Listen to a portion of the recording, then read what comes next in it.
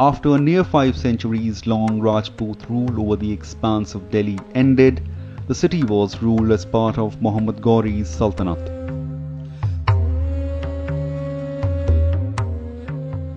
After Prithviraj Chauhan was defeated in the Second Battle of Tarain, Muhammad Ghori's most successful general and one of his closest advisors, Qutbuddin Aibak, was appointed as the governor of Delhi, much like the practice of Britishers in appointing the viceroys in India. That was also a major transformation in the history of Delhi, becoming a city of rulers from just being a mere outpost of a kingdom. A Turkic slave, Qutbuddin Aibak was specifically selected for military training and combat tactics at a tender age by the state.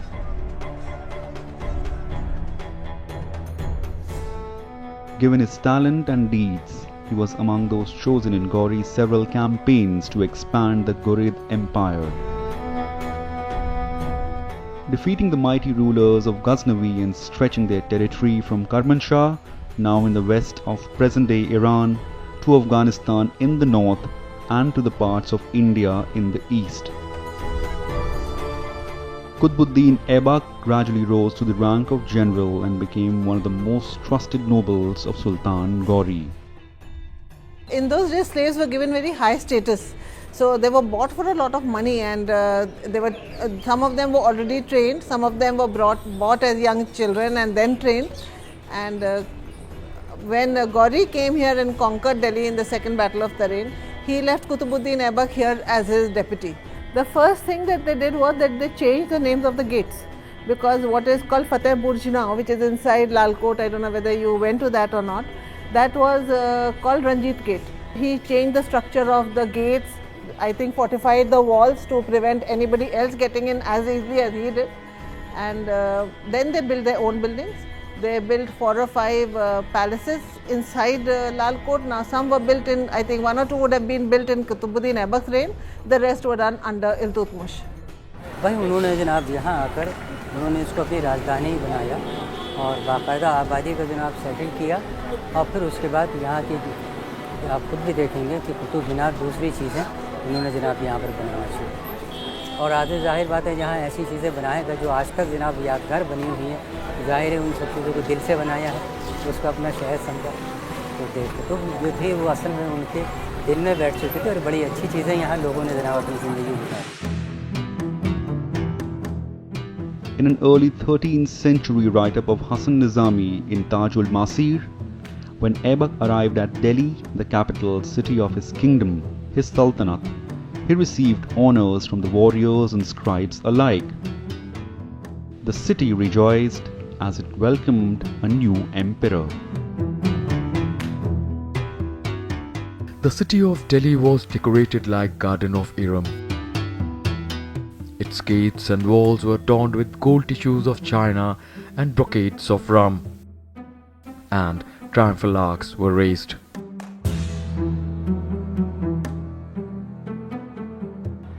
A new era was about to begin under Qutbuddin Aibak, Delhi's Sultanate, which laid foundation of nearly 7 centuries long Islamic rule in northwestern India, or to say a significant part of South Asian subcontinent. It also made Delhi a center of Islamic culture in this part of the world. The era to follow came to be known as Mamluk dynasty, as its rulers were slaves. Qutbuddin Aibak, his successor Iltutmish, his daughter Razia Sultana, and then Balban. He also extended his influence and power by matrimonial alliances and married his daughter to Iltutmish, one of the ablest slaves who later on succeeded his throne of Delhi's Sultanate. Qutub Minar is undoubtedly one of the most spectacular and historical sites associated with Qutbuddin Aibak and his rule. The construction of this minar began in 1200 AD, 8 years after his victorious Battle of Tarain. But an irony struck. Aibak couldn't live long enough to see the minar completed. He died a soft death as per records. Playing the polo, he fell off his own horse. The minar was eventually completed in the year 1220 by his successor Iltutmish. The 5-story red sandstone minar, now standing nearly 73 meters or 240 feet high and built on the pattern of Victory Tower at Ghazni, it remains to this day one of the most spectacular buildings in India, dating to medieval era. There are 2 or 3 theories. First of all is that it was a mazina, which is a tower for giving adhan attached to the mosque. The second is it was a victory tower. Now it's up to everybody to believe whatever they want to believe, but I feel it's too tall to be, to give for the muezzin to climb up there. So it seems more plausible to me that it was a victory tower and meant to stamp their authority and their victory in Delhi after they had conquered it. Among the most impressive of the minarets in the world, Qutub Minar rises like a flower and becomes more slender as it ascends to its apex. Divided into 5 stories, each of which has a balcony, the view from its top, now rare, once overlooked the old walls and ruins spread over the vast expanse of plains in Delhi. Architects were Turkish because they had come with Aibak in the army. But all the artisans were local. Now that's the very interesting part, that the calligraphy that has been done on the Qutub Minar has been done by people who understood not a word of Arabic. So probably I feel as it is done in a knitting pattern or an embroidery pattern, somebody drew it for them and they just copied it. इसके अंदर जनाब कुरान के आयत और ये तमाम चीज़ें जनाब उसमें कंदा की हुई हैं, यानी खुदी हुई हैं, और फिर उसके साथ साथ न सिर्फ ये बल्कि कैलीग्राफी का एक बेहतरीन नमूना है। आप अगर उसको देखें, जितनी भी इमारत है ऊपर से लेकर नीचे तक कुरान मजीद की जो आयत उसमें लिखी गई हैं, उन सब के जो मीनिंग्स हैं वो, और उसके साथ साथ उसकी जो डायरेक्शंस है, निकलते वक्त सूरज की जो लाइट जिस आयत के ऊपर जनाब पड़ती है उसके जो मीनिंग्स हैं वो उस वक्त के लिहाज से उस पर जनाब पढ़ते हैं। इन चीज़ों को अगर आप बगौर अगर देखें तो उसकी निशानियाँ खुद ताजमहल में भी आज जाकर जनाब मिली हैं। The minar has also stood by the test of times and the elements. Lighting damaged its topmost story in the year 1368, which was rebuilt by Firoz Shah Tughlaq. In the year 1505, it suffered another jolt, this time by an earthquake. On September 1st, 1803, another major earthquake caused serious damage. 25 years later, British Army officer Major Robert Smith renovated the tower and installed a pillared cupola or a dome over the 5th story. But the cupola was taken down in the year 1848 under the instructions from Harding, the then Governor General of India. It was reinstalled at ground level to the east of Qutub Minar. It still remains there, known as Smith's Folly. But prior to Qutub Minar, Aibak ordered the building of a large mosque, Masjid Quwwatul Islam, whose work began soon after his conquest in the year 1193.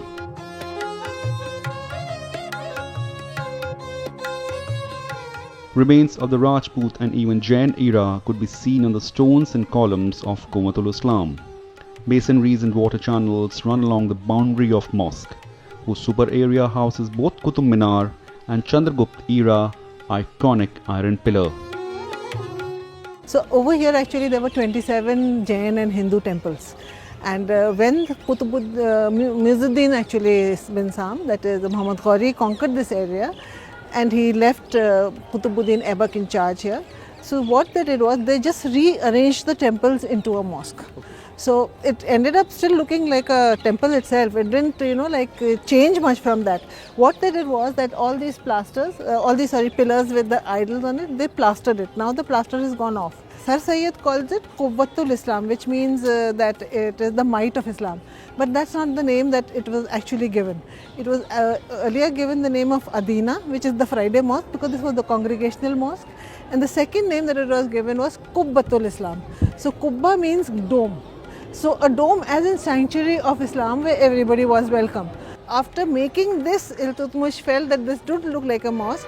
So he added these screens over there with calligraphy on it, which acted as the mihrab, which is the direction of Qibla towards which the Muslims pray. Besides, Aibak also built his castle, Kasre Safed, altering the Lal Court. It housed his throne till the time of his demise. Neighbouring Qutub Minar and Quwwatul Islam, Mehrauli emerged the chief city of his reign, an effective capital as he ruled from Kasre Safed. Lying between the rough ride of declining Aravalis and Kila Rai Pithora, Mehrauli is a busy settlement even today.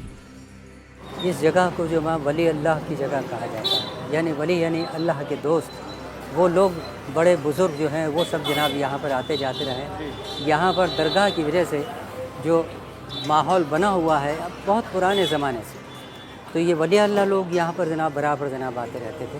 इसमें जनाब आपका दरगाह हज़रत ख्वाजा बख्तियार काकी रहमतुल्लाह अलैह की उनकी एक दरगाह है।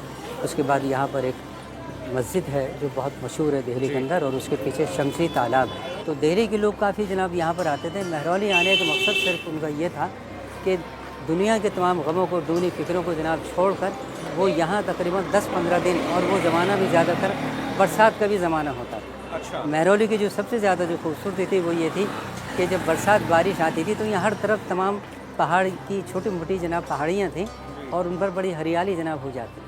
शहर के लोग उन पहाड़ियों पर बिखर जाते थे, तो कोई जनाब ग्रुप यहाँ बैठा हुआ है, कोई यहाँ बैठा हुआ है।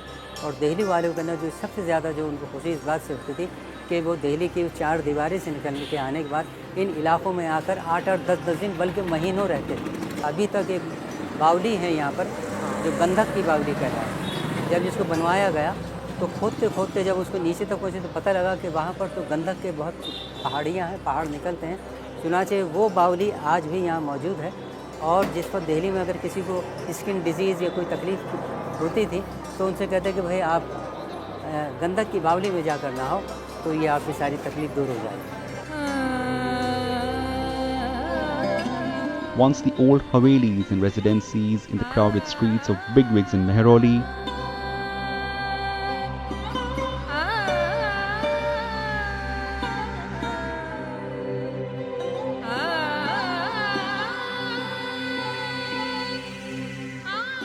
now houses glittering restaurants and shopping arcades.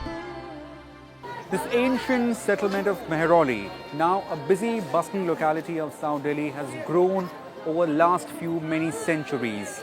With its markets, shops, mandis, also it houses several temples, mosques and shrines. Those places which established a new order of the city, an order of peace, learning and humanity.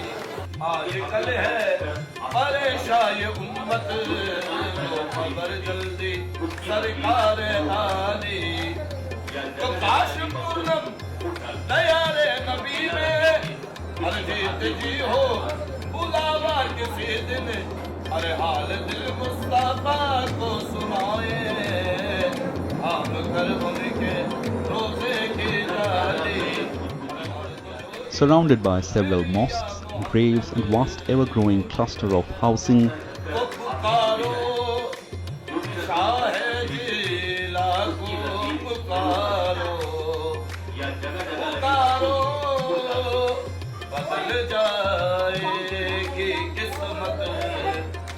the Dargah of Qutubuddin Bakhtiar Kaki, or Qutub Sahib, as he is known among his devotees, is the first ever Dargah of a Sufi saint in Delhi.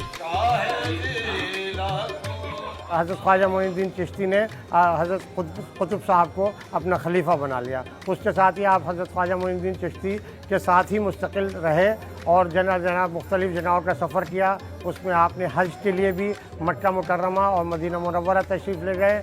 जब ख्वाजा मोइनुद्दीन चिश्ती अजमेर तशरीफ़ लाए, हिंदुस्तान तशरीफ़ लाए, तो आप उनके साथ अजमेर आए। जब ख्वाजा मोइनुद्दीन चिश्ती ने आपको दिल्ली भेजा कि आपका मकाम दिल्ली है, तो आप दिल्ली तशरीफ़ लाए। दिल्ली में आप आकर सबसे पहले किलोट्री में क़याम किया आपने।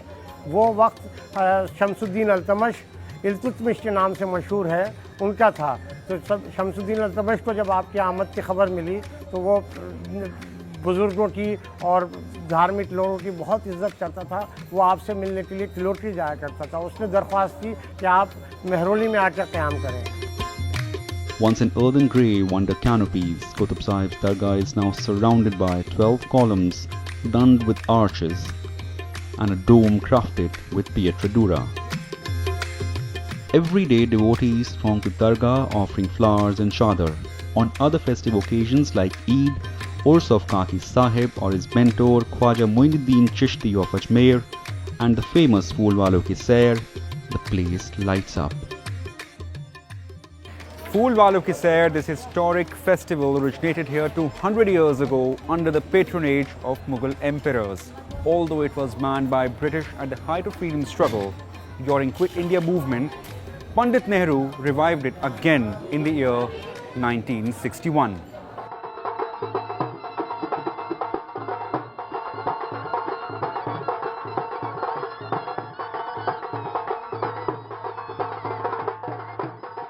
शाह आलम टू को अंग्रेज़ों ने किसी जुर्म में उसने अंग्रेज़ जनरल के ऊपर गोली चला दी थी, उसको कैद कर लिया था। रानी ने मन्नत मानी, उसको वहाँ पर जो दरबार में मौलवी और पंडित थे उन्होंने कहा कि आप मन्नत माने कुतुब साहब के दरबार में, और योग माया मंदिर में चैटर शहजादे को छोड़ दिया गया। तो आप यहाँ पर फूलों की चादर पेश करेंगी, योग माया मंदिर में फूलों का छतर पेश करेंगी। तो उसने मन्नत मानी और जब शहजादे को छोड़ दिया गया तो वो उसने हज़रत कुतुब साहब की दरगाह के ऊपर फूलों की चादर पेश की और योग माया मंदिर के अंदर फूलों का छतर पेश किया। ये ट्रेडिशन बन गया। जब किंगशिप की तरफ से जब कोई ऐसा वो होता है, बादशाह की तरफ से कोई प्रोग्राम, तो पूरा महरोल दिल्ली के जितने फूल वाले थे वो सब जहाज़ महल के तरफ और उधर दुकानें लग जाती थी, एक मेले का समा हो जाता था। फूल वालों की सैर जो है हिंदू मुसलमान एकता का त्यौहार है। ये औरंगजेब ने शुरू करा था। उसके बाद इन औरंगजेब ने यहाँ पे मंदिर को तोड़ने की बहुत कोशिश करी थी, तो जितने भी मजदूर आए थे वो सब अंधे हो गए थे। उसके बाद उसने फूल वालों की सैर का ये चालू करा था उसने कि मंदिर में वो पंखे लेके आते थे, हम दरगाह में चादर लेके जाते थे। बीच में ये बंद हो गया था, फिर जवाहरलाल ने 1965 के अंदर ये दोबारा शुरू करा, जब से ये रेगुलर चलता आ रहा है।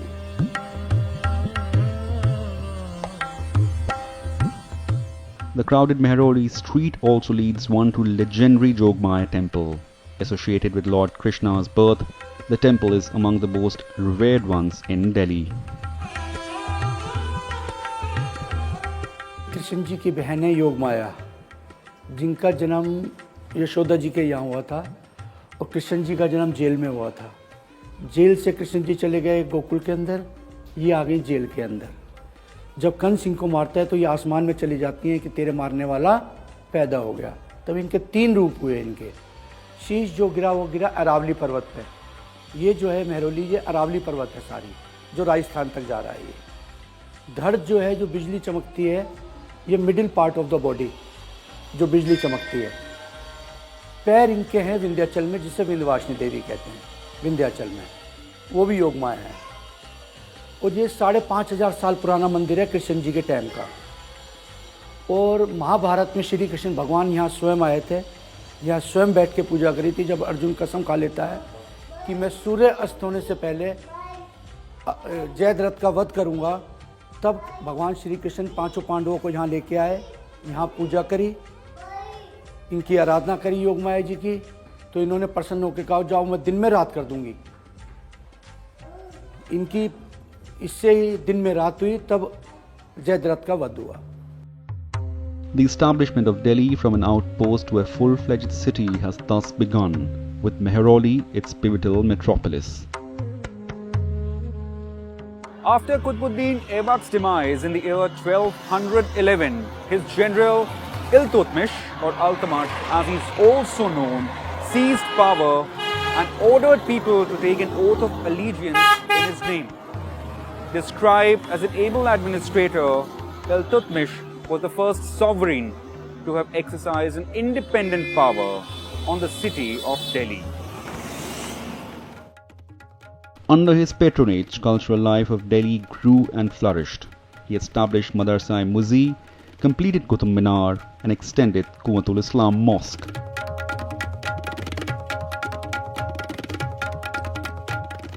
The city became the seat of a powerful, creative government, giving way and patronage to the development of Indo-Islamic architecture.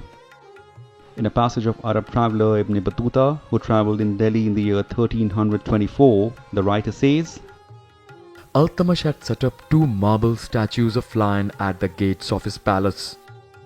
Bells attached with chains hung from the neck of lion statues. The victim of oppression would come by night and set the bell ringing, hearing which the Sultan would deliver justice. A striking similarity to Amir Khusro's account on Anangpal Tomar's rule. Iltutmish as a young child was, I think, captured by the slave traders. He belonged to a very prestigious tribe called the Ilbaris, and he must have been sold as a child. And there's a very nice story about him that as a child he was given some money by his masters to go and buy some, I think, grapes in the market. And he went there and that money fell out of his hand. And a Sufi saint was passing by and he saw this young child crying. And he asked him, he said, "Why are you crying?" And he said, "I was given money, I have lost it." So the saint gave him the money and said that it's destined that one day you're going to be a ruler, and when you become the Sultan, then make sure that you're always very good with the Sufis. And the maximum Sufis came under the reign of Sultan Iltutmish. Iltutmish, I think, was one of the most heroic figures of the medieval India. He was not only intelligent, he was very broad-minded. He is the one who, in fact, in spite of his Turkish ancestry and patriarchal mindset that was around him, he nominated his daughter as his successor, saying she's equal to 20 of my sons. And when he had gone to Gwalior on a campaign, he had made Razia in charge of Delhi, not the sons, he had many sons also. And apart from that, he was very saintly. And there is a story that when Qutub Sahab, that is Hazrat Qutubuddin Bakhtiyar Kaki, passed away, and there was somebody needed to read his Namaz-e-Janaza. Now, Namaz-e-Janaza are the funeral prayers of the person, and according to Qutub Sahab's will, he had put 4 conditions, that only the person who fulfills these 4 conditions will read my Namaz-e-Janaza. And Iltutmish was the only one who could fulfill it. He is also credited with introducing Ikta, a form of land assignment and revenue collection system. Iltutmish also introduced 2 basic coins of Sultanate era in the form of silver tanka and copper jital. Hauz-e-Shamsi, a large water reservoir built in the year 1230, is among some of the significant works during his rule. Bardic tales speak of Prophet Muhammad appearing in his dream, telling him the location to build a reservoir. Iltutmish was very worried about there being no water for the people within Lal Kot. Then one night he had a dream that the Prophet has come in his dream and said that you go and search for my horse's footprint. That is Buraq. It's a celestial steed. Actually, it's not a horse. It is a cross between an ass, Buraq. So Iltutmish took Qutub Sahab with him and said, "I've had such a dream. Why don't you come with me?" And so both he and Qutub Sahab went, and they saw the footprint, the hoof print of Buraq, and they started digging there, and they found water. They made a reservoir which they called Hauz-e-Shamsi. And they built a small pavilion at the place where the footprint was, which was called Qadam Buraq. And the horse had so much of sanctity that it is said that during Ramzan, if anybody sat around it and read the Quran, he went straight to heaven. There were lot of graves over there because everybody wanted to be buried there. In today's time, residential complex, community center and Mehroli's busy markets surround the margins of Hauz-e-Shamsi. Jahaz Mahal, a Lodi era structure, 2 stands on one corner of the reservoir. Another important remnant of Iltutmish rule is Sultan Ghari tomb, the first Muslim mausoleum in India built after the death of his eldest son, Prince Nasiruddin Mahmud. Lying in the ruins and Kikar jungles of Vasantunj in southwestern Delhi, the tomb is now visited by few and far between. The ruins running parallel to the tomb stands witness to the era's bygone. After ruling Delhi for more than 25 years, Iltutmish died in the year 1236. He lies buried here in the vast Qutub complex with Qutub Minar overseeing his tomb right behind Quwwatul Islam Mosque. Interestingly, he chose his daughter Razia Sultana to succeed him over his son. Now that sparked a rebellion within his darbar. it also upset his own kings and those people who were close to him. In the next episode, we'll revisit the era of Raja Sultana and the court intrigue that followed soon after Iltutmish's demise.